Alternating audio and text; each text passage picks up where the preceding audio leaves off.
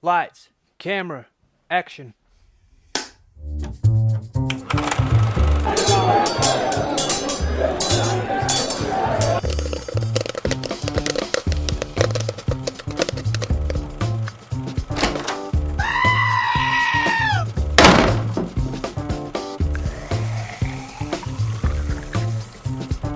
And the winner is... Welcome back to the Oscar Reel Movie Podcast, where my wife and I decide to review movies, a recent one and a Best Picture winning one. Welcome to the show. Yep. Let's see. Today we have 3 new trailers to discuss. We will also get into this week's current buzz film, which we're going to be reviewing JoJo Rabbit. We will also take a look at this week's Best Picture winner, which is from 1986, and that movie is Platoon. And then we'll see if we've got any movie news this week. Maybe play a little 6 Degrees. Sounds like a plan. All right, should we get into this week's trailers? Yep. Okay, so the first one we've got is Bad Boys for Life, which is the 3rd installment in the Bad Boys franchise. Yes, with Will Smith and Martin Lawrence. Yeah, have you seen any of the Bad Boys movies? I haven't seen any of the Bad Boys movies. Okay, so what are your first impressions of this trailer then? Yeah, it looks like a good mix between action, comedy.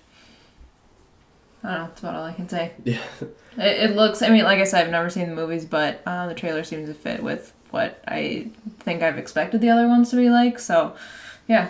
Yeah, expect a lot of action and then a lot of, funny, a lot of jokes too from like Martin Lawrence. Well, from both characters, but Martin Lawrence's character is supposed to be the family man, kind of stick to the book, doesn't want to get in trouble, funny man, and then Will Smith is the like single, good looking, always looking to get in a car chase and shoot out type characters. So those are kind of through the movies what their characters are used to doing. First one I would call like a good action movie. I can't remember what year it came out. I want to say it was like 95 or something like that.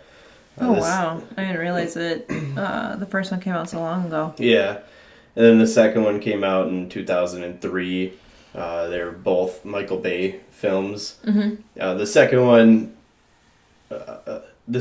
critically wise, I think was destroyed. I should take a quick look at this, but the second one was ridiculous. I'm pretty sure it was not received well critically, but it's a 22% on Rotten Tomatoes.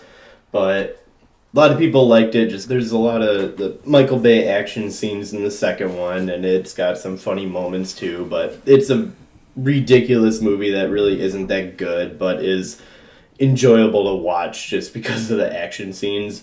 And I think this third one is going to be very similar to that. It seemed pretty over the top. Yeah, I'm interested in it because they were able to bring back Martin Lawrence and Will Smith. I mean, Will Smith isn't too much of a surprise, but Martin Lawrence hasn't really been acting for a while. I think he had a small role in Beach Bum, which is a movie that's got Matthew McConaughey in it that came out like last year. But other than that, he really hasn't been acting for a while, so I would see this movie just because they brought him back, but I expect it to be similar to the second one where it's going to be in the 20s or 30s for Rotten Tomatoes, but it's probably still going to be an enjoyable movie to watch just from the action standpoint.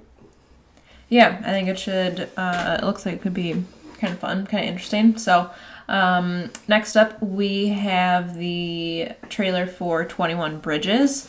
Now, the first trailer for this came out maybe a month or so ago, and instantly I just thought, yep, I need to see this movie.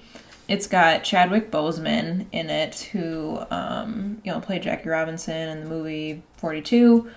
Obviously, he's Black Panther too. So, but it's kind of a cop drama where it looks like there's some sort of robbery or something in New York City. And his plan is he says, there are 21 bridges in and out of Manhattan. We need to shut down the island.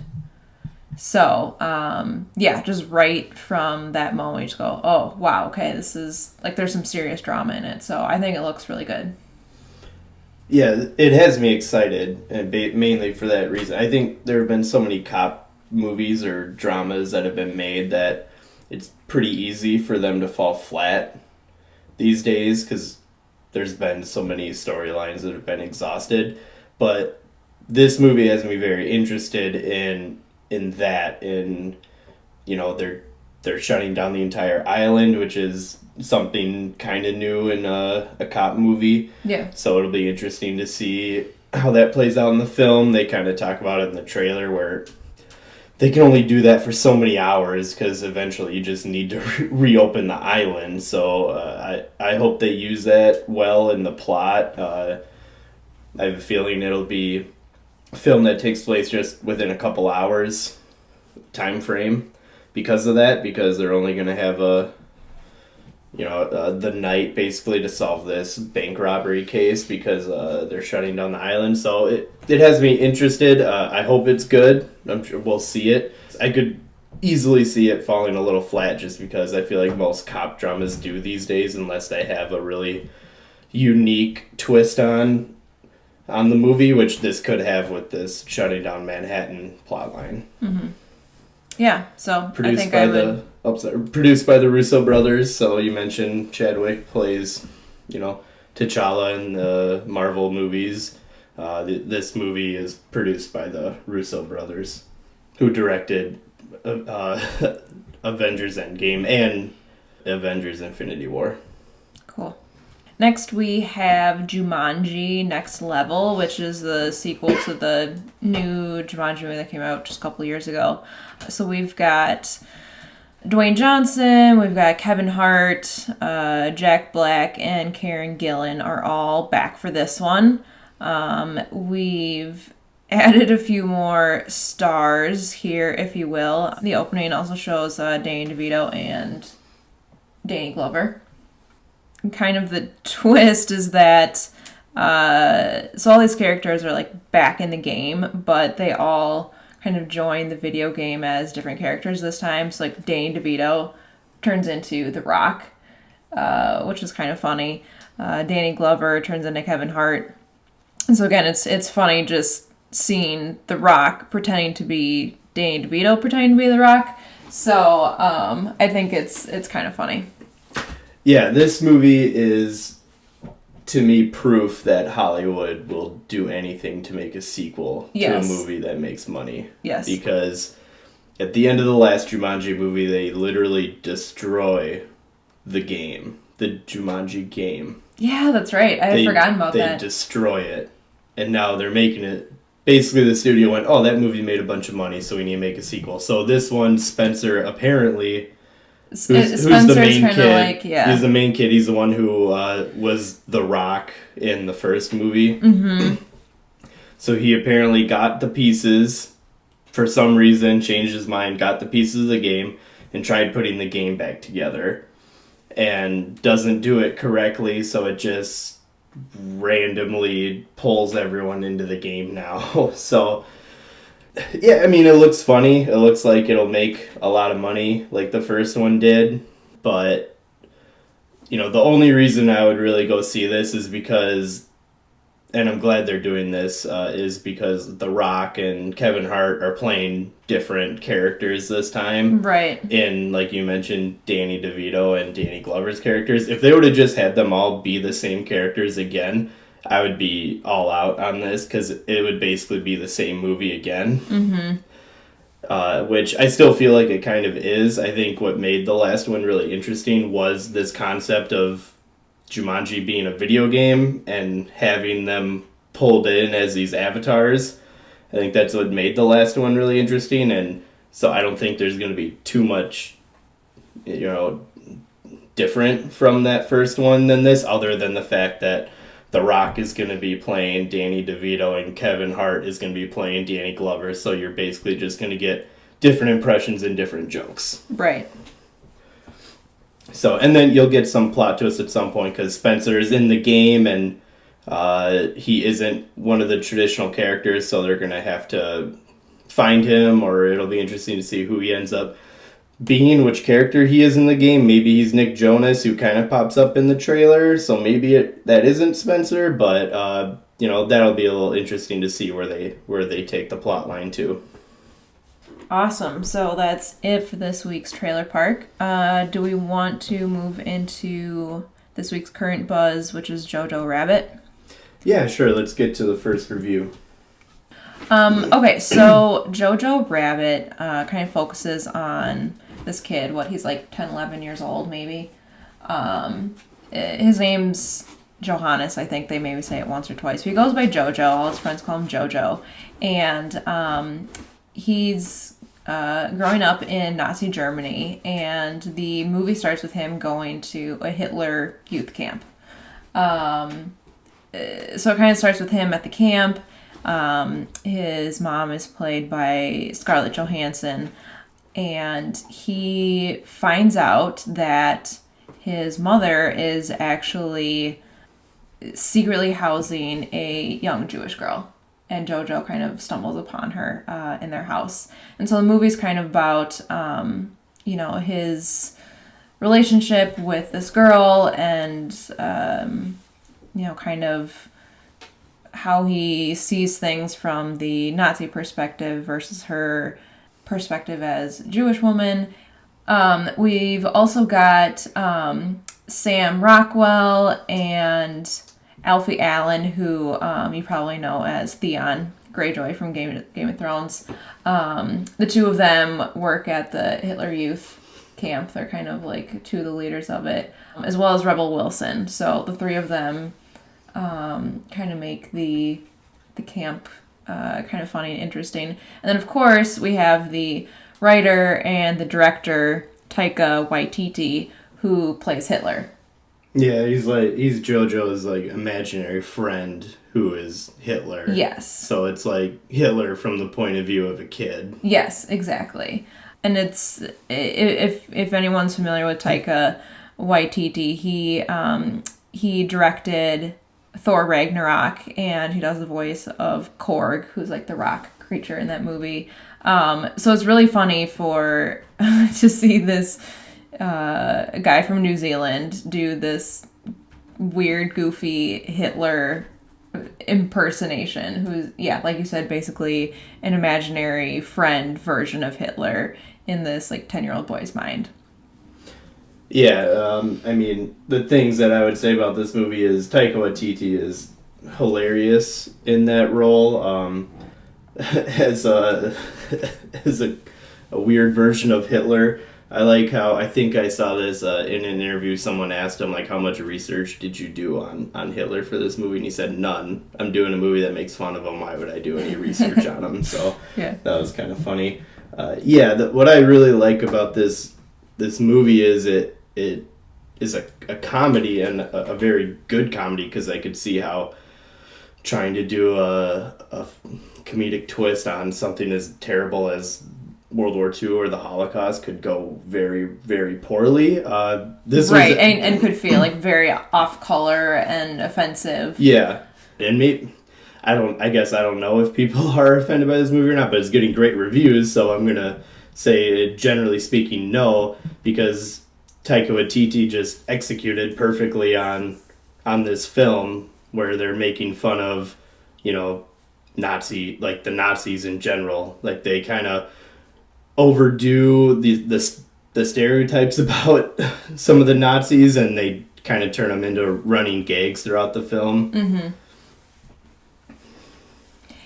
In a way, if anyone's familiar with the Broadway musical, The Book of Mormon, it kind of reminds me of that. Like, it's kind of it's looking at, that's obviously about Mormonism, by the creators of South Park. So they're looking at it with a humorous lens and just kind of making certain things seem like when you really put a spotlight on something, just you kind of see how ridiculous certain things can seem on the surface.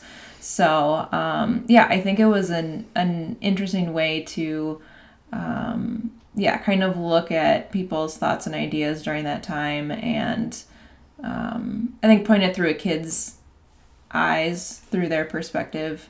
I think it told a really interesting story. Yeah, absolutely. I would say out of the performances that I really liked in this movie, I thought obviously Taika as Hitler was really hilarious, and I thought he did a good job. But Scarlett Johansson was really good in this movie. I thought she was a good kind of moral compass like character for the audience to connect with, but also for her son to try to learn from throughout the film.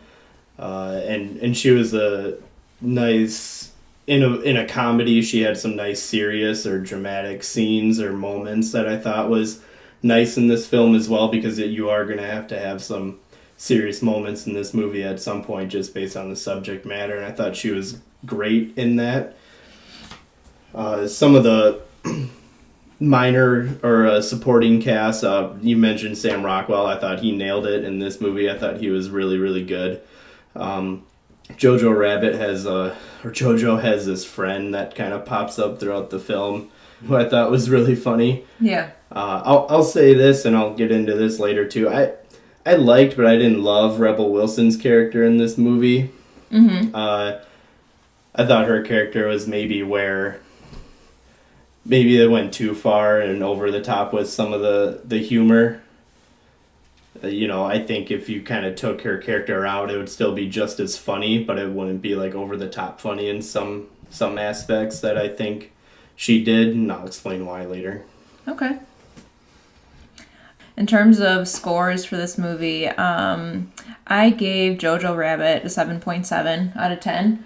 Like I've said, I thought it was really funny, and it had some heartwarming, touching kind of moments. One thing, honestly, though, and really my biggest exposure to Taika Waititi is, of course, from Thor, which that movie was hilarious from start to finish. And so I think I was kind of expecting like that same level of humor through this. I'm glad that it was serious when it needed to be, but also I think when I left, I was kind of left feeling like, I didn't laugh at that as much as I thought I would. So that was something that maybe brought the score down a little bit for me. I'm not upset by it, but I think I had different expectations going in. Yeah, that's fair. My score is an 8.6, so a little higher than yours. I thought it was really, really good. The only reason this isn't like in the 9s for me is because of what I mentioned. Some of the jokes that I felt from some of the characters were a little over the top for a movie that is about a serious matter. And also for me, we always try to bring up maybe some Oscar nominations that we think this movie might get.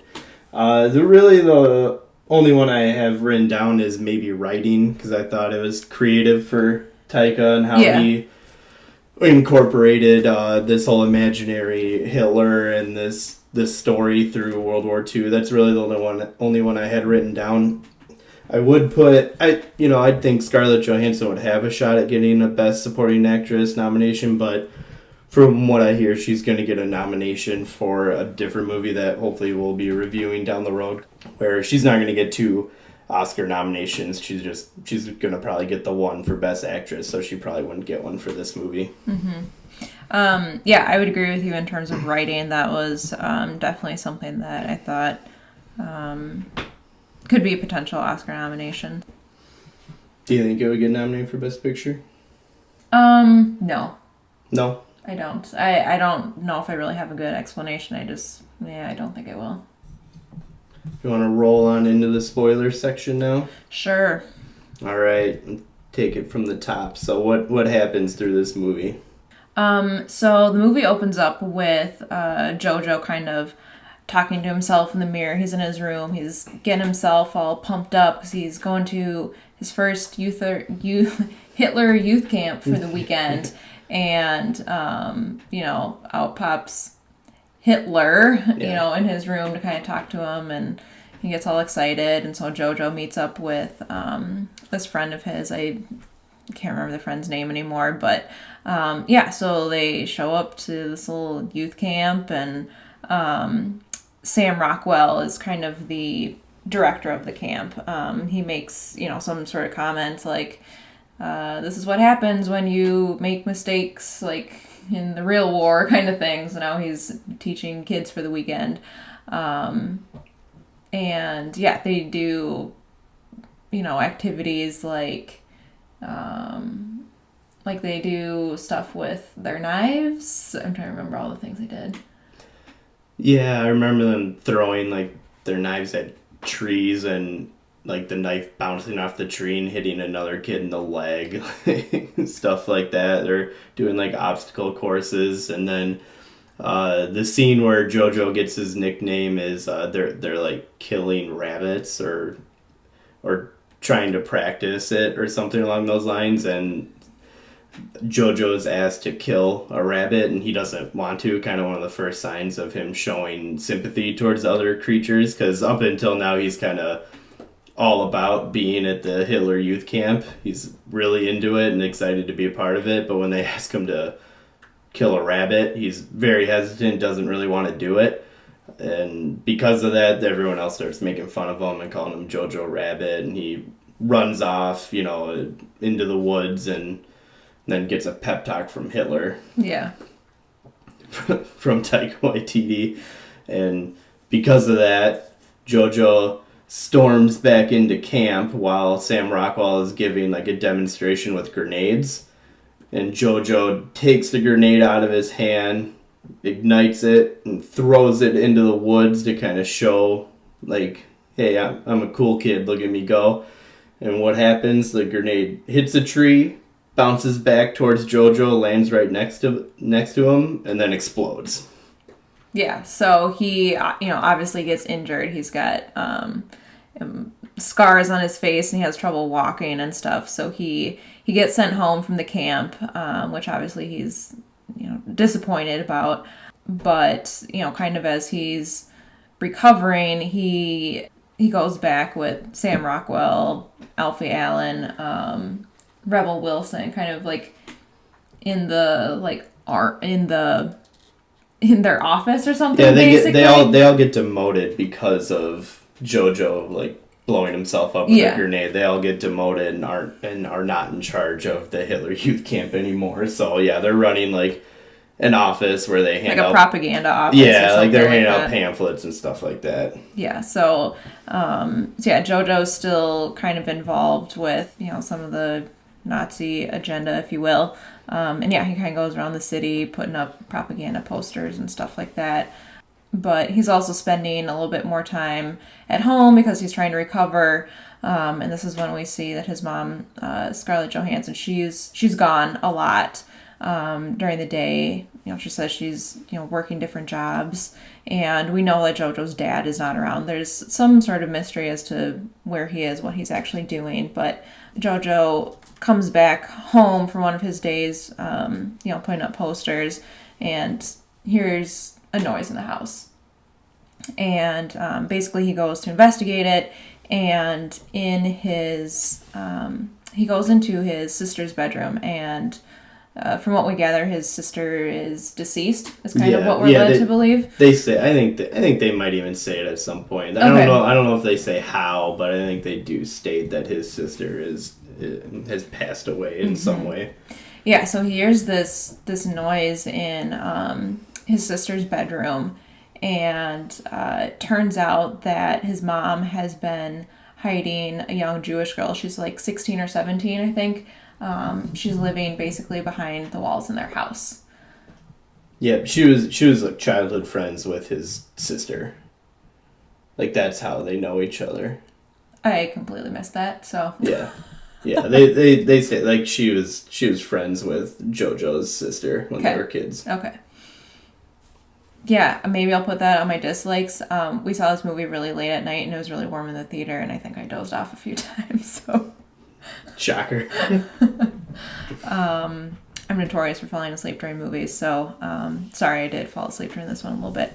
But anyway, so yeah, the rest of the movie from there on out is pretty much kind of the relationship that develops between JoJo and Elsa.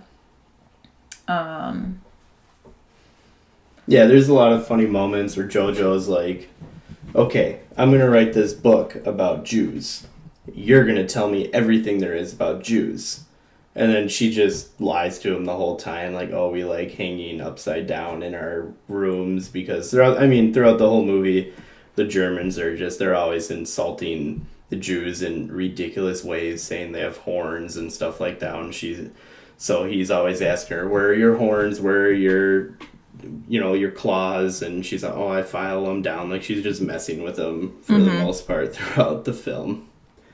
So yeah, like you said, but a big chunk of the movie, the rest of the way, is kind of the relationship between JoJo and Elsa. It starts out on both sides kind of hesitantly because they don't trust each other, but then slowly they kind of start liking each other, developing empathy for each other. Like at one point, JoJo says something to her along the lines of, no one likes you, your boyfriend doesn't like you, or things like that. And Elsa takes it pretty hard because she was engaged to someone before the war started. And then JoJo feels bad and he starts writing these letters, like, from the fiance, whose name is Nathan. So he'll write a letter and like pop it underneath the wall that she's kind of sleeping in. Saying like, oh, I do love you. I didn't mean to, like, all those nasty things that I said earlier, love Nathan, things like that.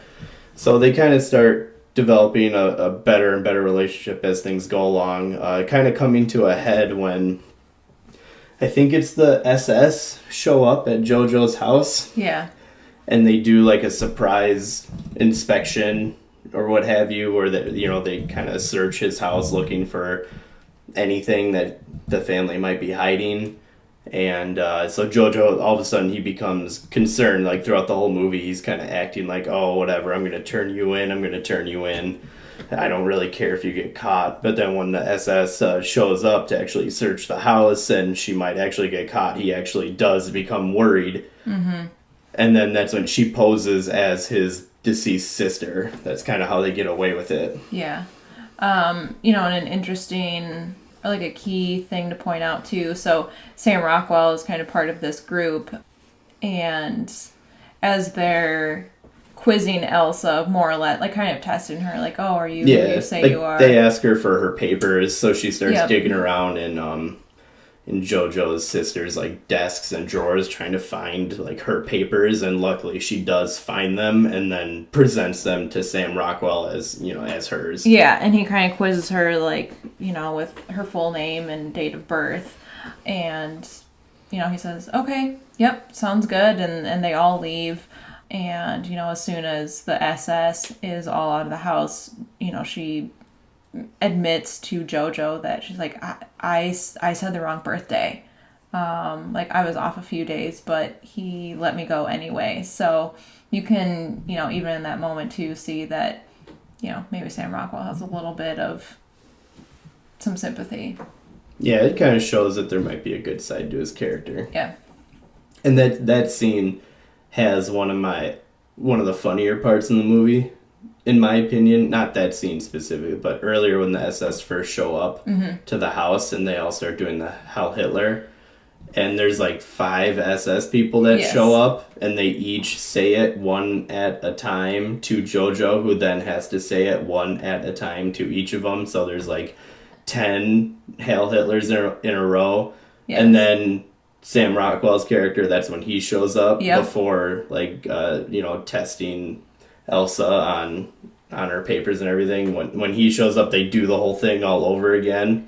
So it's just, that's one of the funnier scenes. And then when they run into her, then it's the whole thing again. And, of course, with her having obviously major hesitation before saying anything, but she's got to go along with it to kind of save her life. So, You're right. That was good.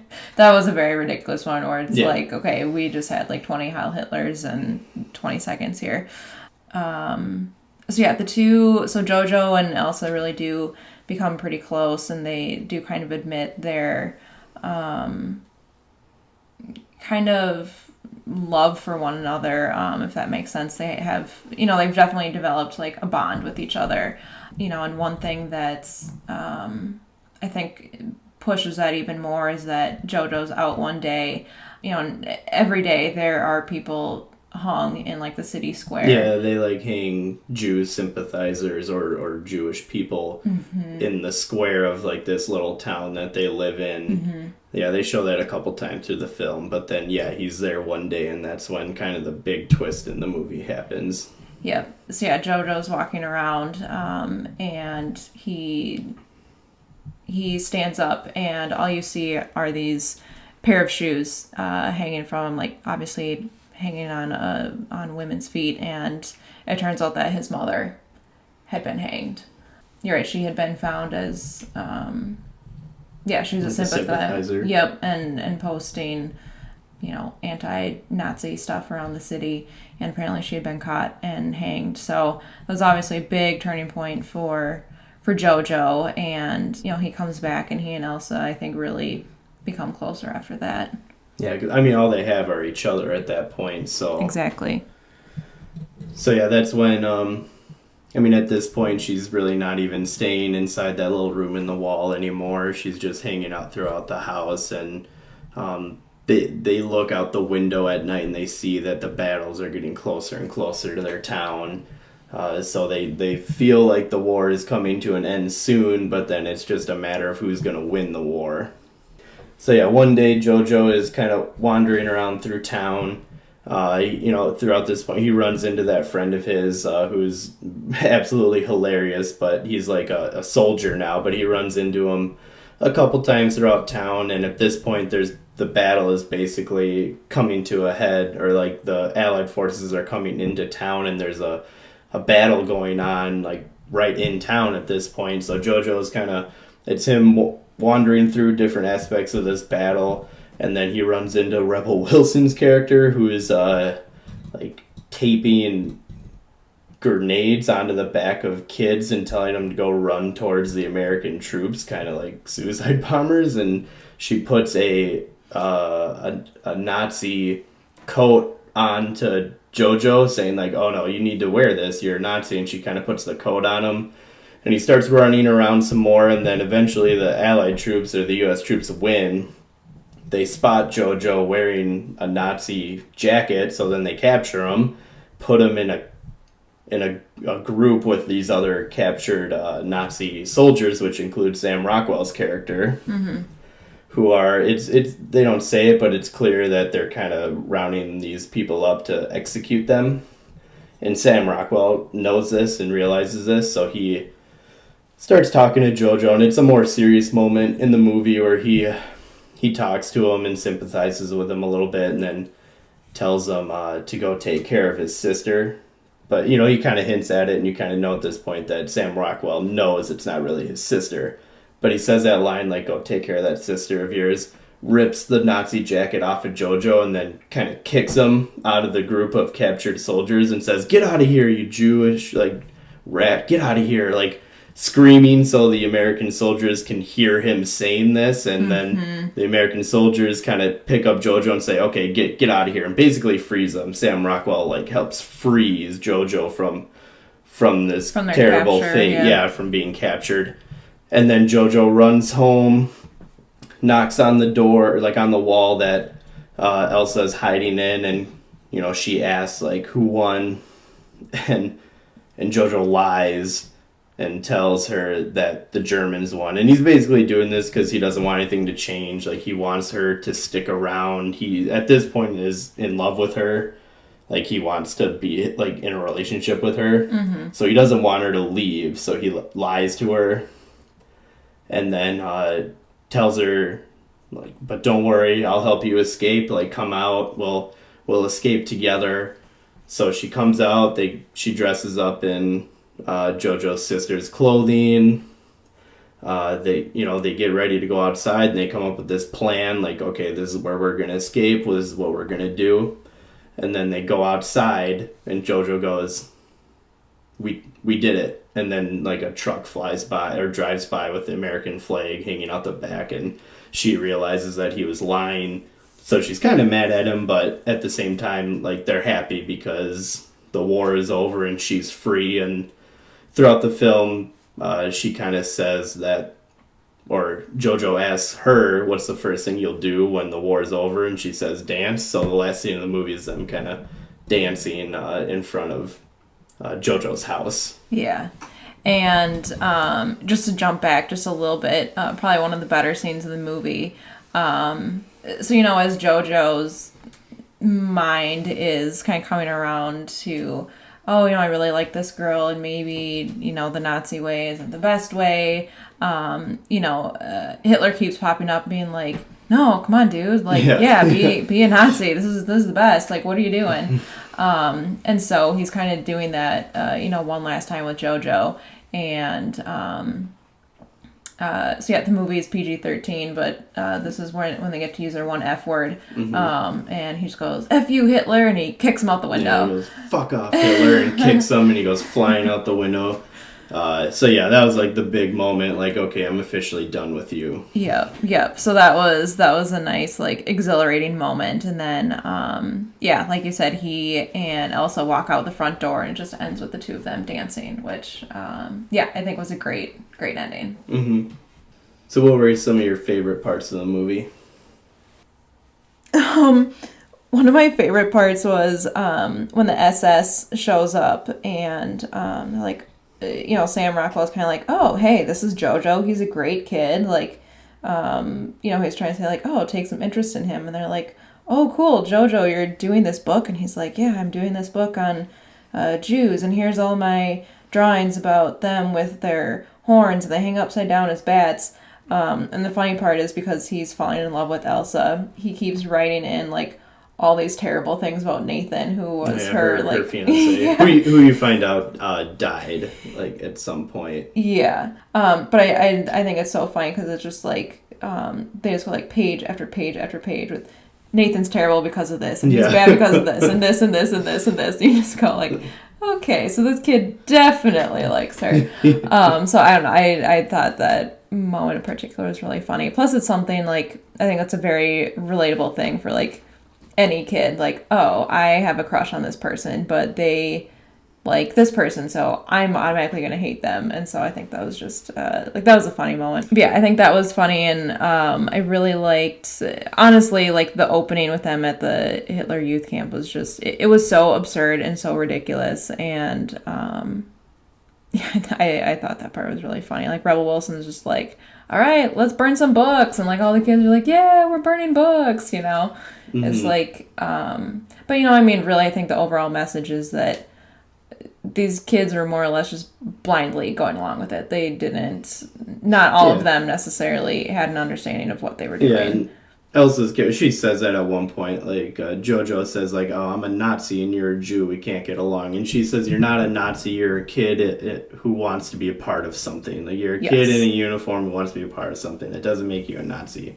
So yeah, that is like a theme that's going on throughout the film. Some of the things that I liked in this movie, I did like, it was sad, but I did like the twist with what happened to Scarlett Johansson. Mm-hmm. And I liked how they handled it, where it was kind of off screen, and then you don't really see her body, you only see her feet. Mm-hmm. You kind of get it comes out of nowhere, which is what I like about it. Yeah. So I thought that was handled pretty well. It was very sad, but it was handled well. You mentioned something in the opening I thought it was funny. The opening credits was basically all these different scenes of like Hitler coming off of planes and people marching Nazis, but it was done to the Beatles music. So yeah, it was like music. So it was like Beatlemania, but it was Hitlermania, and it's just, yes, oh my gosh, I completely forgot about that. That was so ridiculous, and it was so funny. Yeah, because you got, everyone knows the clips of like girls like fangirling over the Beatles back in the day, and everyone's like reaching up to try and touch them. Well, in this version, and of course they're playing like a Beatles song like in German during the opening, and instead of like all these people like waving their hands like trying to reach them, it's all these people doing the like Heil Hitler hand motion thing, and I just, oh my god, yep, right from the get-go I was like, I mean, how people come up with this stuff, I don't know, blows my mind. It was really funny. So yeah, that kind of lends to like, I really liked for the most part, the humor in this movie. I thought that what Taika did was he took a lot of it was a lot of subtle humor in a sense. Like, he took a lot of the things that about the Nazis back then, like the Heil Hitler, and just overdid it in a comedic way where they do it 10 times in a row. Or they take all these stereotypes that they knew that the Germans had about Jewish people, and then they just kind of overdid it. Like, I'm saying overdid it positively here. I don't mean it in a negative fashion. Like, they just did it a lot, which made it hilarious.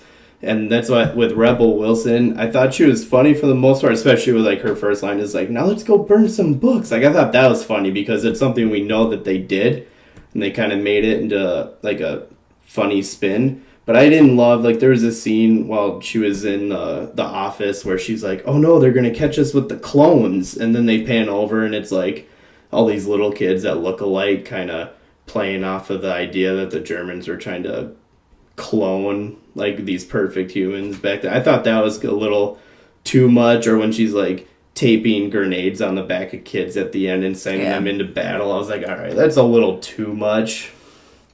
So I didn't love her like humor or her jokes in the movie, but other than that, I thought they nailed it with the jokes and the humor in it. Yep, I would agree. Any parting thoughts on JoJo Rabbit before we move on to this week's Best Picture winner? No, I think I covered it. I thought it was a great movie. 8.6. And you gave it again? 7.7. Yeah. Not for everyone, but definitely entertaining. I think it was really enjoyable. So, yeah, kind of a different movie. Probably not for everyone. All right, so next up we have our Best Picture review, which was from 1986, which was Platoon, directed and written by Oliver Stone, stars Charlie Sheen, Willem Dafoe, Tom Berenger, bunch of kind of younger actors getting their start in this movie too, some of them being Forrest Whitaker is in this, Kevin Dillon, who would later on play Johnny Drama, is in this, Johnny Depp, I think this was like his first or second, one of his first couple of film roles. So, pretty loaded cast, even though they were early in their careers. This won, I think, a total of 4 Academy Awards. I think you have them listed here. Yeah, so they were nominated for 8 awards that year. They obviously won for Best Picture. As you mentioned, Oliver Stone was the director. He won Best Director this year. They also won for film editing and sound editing. Their other nominations, Oliver Stone was nominated for Original Screenplay. They had a nomination for cinematography. And then both Tom Berenger and Willem Dafoe were nominated for Supporting Actor. Yeah, and they're the two, I think, rightfully so, like clear and away. They're the stars of this film. Like, Charlie Sheen's the top bill and the leading character, but Tom Berenger and Willem Dafoe's acting performance in this movie, I think, is what really brings it over the top. They're awesome in this movie. So yeah, this movie is a very personal film to Oliver Stone. He was in the Vietnam War in the 60s, and I think you can kind of tell with this film. So this film, it opens with Charlie Sheen's character, Chris Taylor. He's coming off a plane and kind of going into the war. He's a volunteer, and he meets up with his platoon, who is run by a lieutenant that no one really respects. Everyone kind of looks to either Tom Berenger's character, Barnes, or Willem Dafoe's character, Elias, to be the leaders. And because of that, the platoon is kind of split in half. Half of them kind of follow Elias, half of them follow Barnes, and so Charlie Sheen kind of walks into this mess and kind of realizes right away that there's some kind of conflict going on. So throughout the film, it shows him. This film is really about kind of the experience of, I think, the American soldier in the Vietnam War. There isn't a lot of battles that happen throughout this film. It's really kind of the camp life or the life that's going on, like within the platoon itself.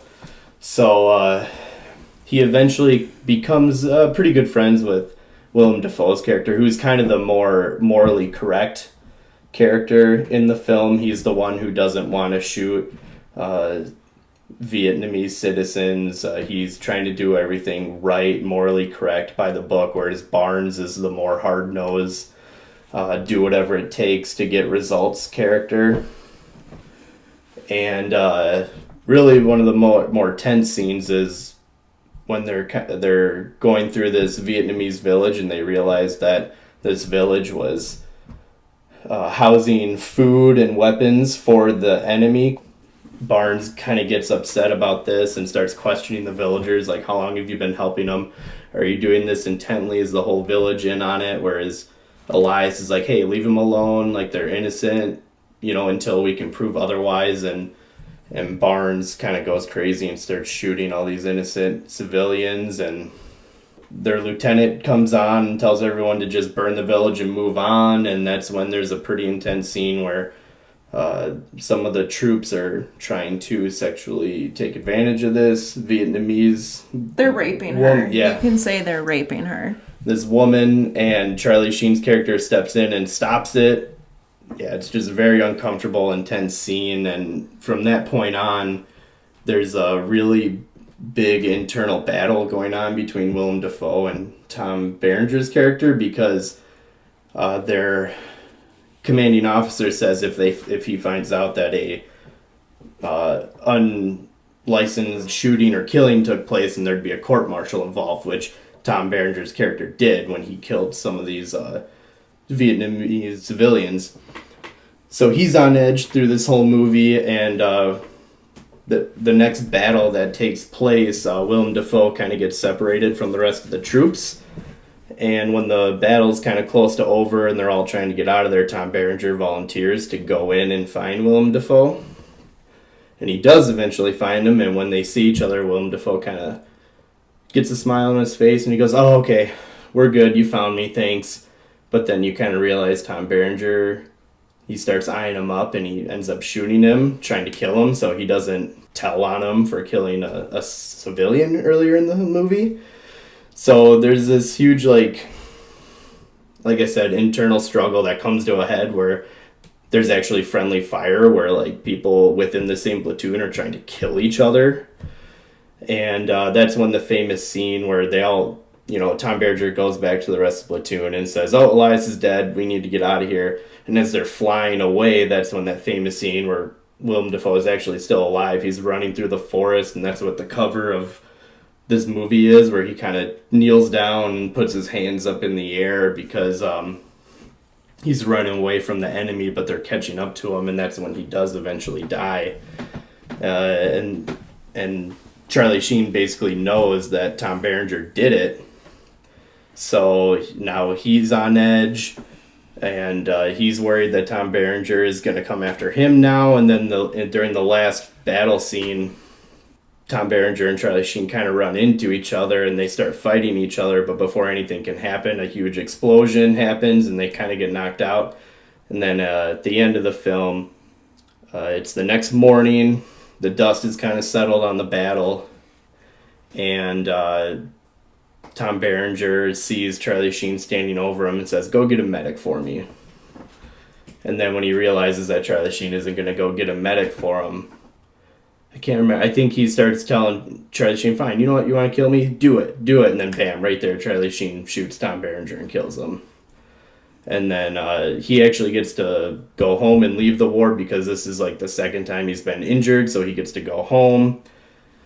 And that's basically how the film ends. It's not really focused on the enemy, like the war with the enemy. It's really a war within this platoon, like with troops against troops, and you can tell it's a real personal film to Oliver Stone. I think because of that, it's a really isolated event or events that happen through this film. He really gets in the weeds on their sleeping conditions, their living conditions, how it, like during the middle of the night when they're standing watch, kind of the conditions they're in during that, like how they sometimes fall asleep, how they take turns keeping watch. I think because of all those little details, you can really tell that this is kind of a personal film for him. So for me, this was the first time I had seen this movie. It was, very similar to Joker. There is a lot of heavy material and a lot of tough emotions that are kind of hard to deal with. The entire movie is kind of this moral struggle with, okay, do we do what's right? Do we do what, what Tom Berenger's kind of saying? And honestly, we had to watch this movie across 2 separate days. When they start shooting the civilians, they burn down the village, and when they're raping the woman, I couldn't handle it. I mean, that's obviously a testament to how, like you said, how real, how visceral the Vietnam War experience was for Oliver Stone. He really wanted to portray that on film. And he obviously did a very good job, because for me, emotionally, I couldn't handle it. During that scene, I was crying, and I just said, we need to stop, because I can't, this is too much to go through right now. But I mean, with that being said, like you said, the movie was really well done. It was perspective more about the troops kind of dealing with each other more so than with Vietnamese soldiers. So that made it, kind of a different aspect from a war movie. There wasn't a lot of combat scenes, but yeah, like I said, it was a good movie, but it's not my style. It's not something that I look for in a movie. So I gave this one a 6.7 out of 10. Like I said, it's tough for me to get through. Rewatchability is always a big thing for me, and this is not one that I plan on putting on my list again anytime soon. No, that's fair. I know this isn't your type of movie. I give this a 9 because I do think it's one of the best war movies ever made. A lot of people consider Apocalypse Now the best Vietnam War movie ever made. I would put this up there with it, maybe ahead of it, 2 or 3, something along those lines, because The Deer Hunter is up there too for Vietnam War movies. But I think this is really well done. The thing about this movie that is maybe why some people might not love it as much is because it's kind of self-contained and is mainly about the living conditions, or kind of how a lot of the soldiers during this war lived during it.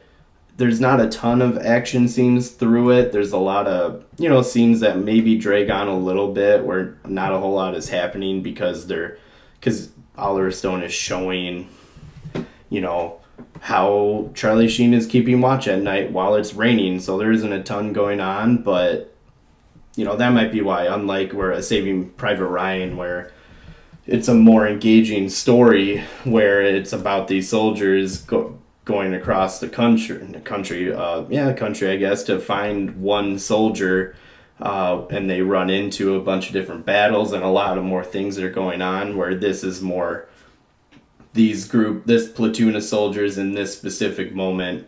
So I just feel like there maybe isn't as much going on all the time. Mm-hmm.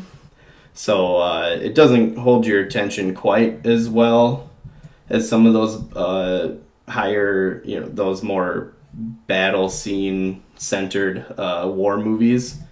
But I still think it's really well done and really good. I think Tom Berenger probably got snubbed for his Oscar this year. I think a lot of people felt like he should have won.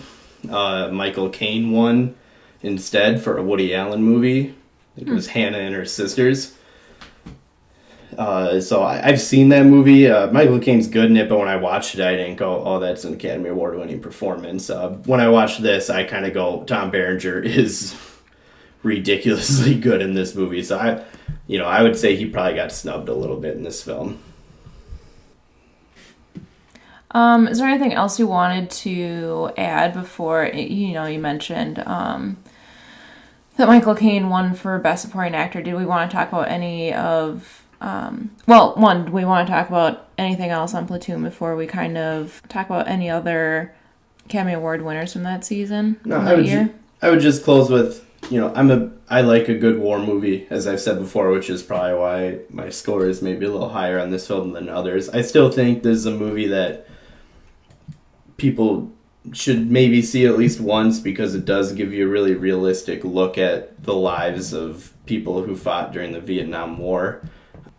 But yeah, other than that, I think it goes down as one of the all-time great war movies, easily top 10, maybe in the top 5, so I highly recommend that people go and watch it.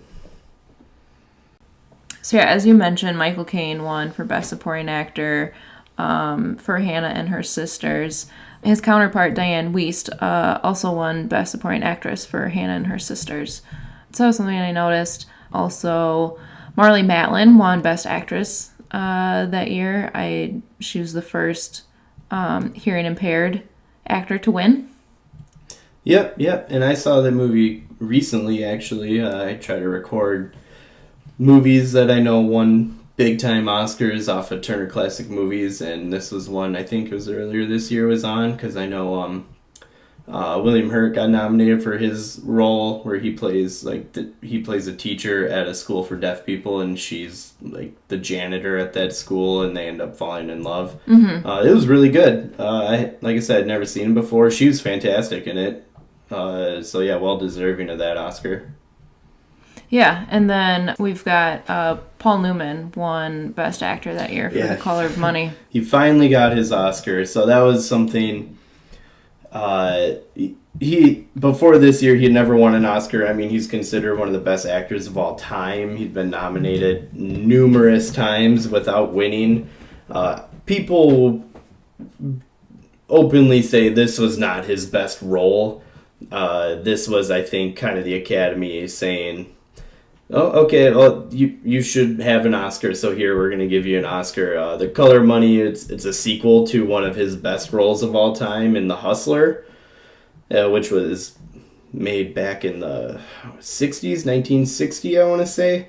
And Martin Scorsese actually directed this one, the sequel, in The Color of Money, which co-stars Tom Cruise, where Paul Newman takes on like the teaching role where he's teaching Tom Cruise how to play a hustler. It's a good movie. I'm glad Paul Newman finally won an Oscar, but this is definitely not his best role of all time. Also note, someone who was nominated for Best Actress in this year, which I thought was really cool, was Sigourney Weaver.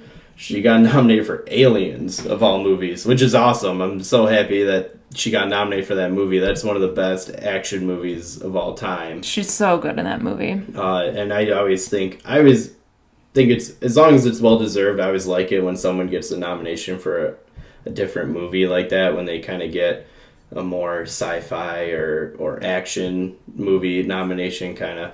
I remember Jeff Bridges got nominated for an Oscar back in the 70s for Starman, where he plays he's the deceased husband of I can't remember her name, but she plays the love interest in Raiders of the Lost Ark.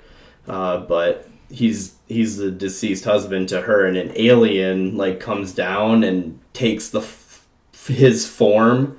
So Jeff Bridges plays like an alien throughout the movie who doesn't quite understand human nature. So he's running through red lights and stuff like that. So I always kind of like it when people get nominations for roles like that, because they're a little different and they don't always get love that they deserve. Right. I would say if you see sci-fi movies nominated for awards, yeah, a lot of times it's like for sound or for visual effects, something like that. But it's cool when and it's a really good story and the acting is really good. So I think actually Aliens had 7 nominations that year. So including that for for Sigourney Weaver. Yeah. Oh, I do. I love the first two Alien movies, with Alien being directed by Ridley Scott and more of a horror movie, and then Aliens being directed by James Cameron. It's more of an action movie. Like, they're different but equally great, like in different ways. Those two are some of my favorite movies. Mm-hmm. Last thing I was gonna say is this is the year The Fly came out, which stars Jeff Goldblum. It's a remake of an older movie, but if anyone's seen that movie, a lot of people say that this is a sci-fi movie, kind of what we're talking about. A lot of people say that Jeff Goldblum probably should have been nominated for an Oscar for that movie. He plays a human who accidentally merges his DNA with that of a fly, and throughout the movie he slowly turns into a fly. Ew. Yeah, it gets kind of gruesome towards the end, but a lot of people say that this is one of Jeff Goldblum's best roles and probably should have gotten a nomination for it. So just another last little thing to note there. Interesting. Perfect. So that will wrap up this week's look at 1986. So let's move into our 6 degrees of separation game. We're gonna link together JoJo Rabbit and Platoon. Don't ask me how, but we're gonna make it work. So Matt, do you want to do the actors or the movies this week? Ooh. I will do the movies. Okay, sounds good. That means I'll do the actors, and why don't you get us started? All right. Let's start with the older one. We'll start with Platoon. Okay, there are a lot of actors I can choose from, but I'll say Willem Dafoe. Just because I think he was my favorite character from this movie. Yeah.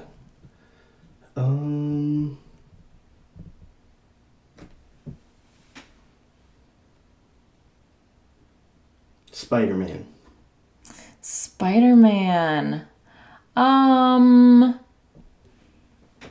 How about... Oh, I can't think of his name. James Franco. I'll go with Pineapple Express. Oh my gosh, I've never seen Pineapple Express. But I think Seth Rogen's in that? Yeah. Okay, I figure that's probably a fair guess. Yeah. Okay, Seth Rogen.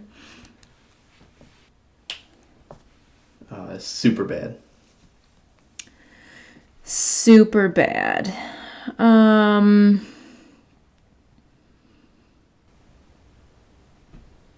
How about Jonah Hill? I'll go with Moneyball. Ooh, not where I thought you would go. Okay, I'll say Chris Pratt. Okay.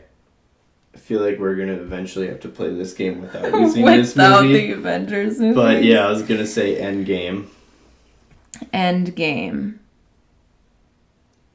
And I'll say Chris Hemsworth. Is Not where I thought you were going to go with that. But yeah, I'll go with Thor Ragnarok. And I'll say Taika Waititi. There you go. And then JoJo Rabbit. Woo. You could have... I thought you were going to say Scarlett Johansson. Oh! Huh? Yeah, could have done that too. Oh yeah, I forget. Isn't that so bad? I forget that Black Widow is in that sometimes. But I mean, the whole time I was just like, I just want to get to Taika because he's just... I think he's so hilarious. I was trying to get to Scarlett. I'm like, Scarlett Johansson has to be in some movie with them. Or even Sam Rockwell. I mean, there's... Yep. I was even trying to get to Bridesmaids at some point. Rebels. Yeah. Well, I was kind of thinking like, oh, can we get to Pitch Perfect somehow? Oh, sure. Yeah. Yeah. So, okay. Well done. Nice. Yeah, that was good. That's one thing that I like about playing that game is that you each kind of come up with your own like paths in your head, or you think, oh, okay, I think I'll set you up really well by picking this movie, and the other person has a completely different idea in their head. So kind of fun. Anyway, so next week, the current buzz movie we'll be talking about is Parasite, which I'm really excited to talk about. I'm really excited to talk about that movie. I don't think enough people, maybe it's because it isn't out in enough theaters at this point, but I don't think enough people are talking about that movie. Yeah, so we'll be talking about that. And then our Best Picture winner, what do we have for next week? It is 2007. You remember? No, I don't. No Country for Old Men. No Country for Old Men, that's right. Yeah, those will be two good movies to review. So we have that next week. Be sure to follow and subscribe. Yep, subscribe, unsubscribe, resubscribe. I hear that's a good thing to do with the podcast, so do all those things. Leave us a rating, as long as it's 5 stars. Try to leave a review. This is Matt and Haley signing off. Go see a movie.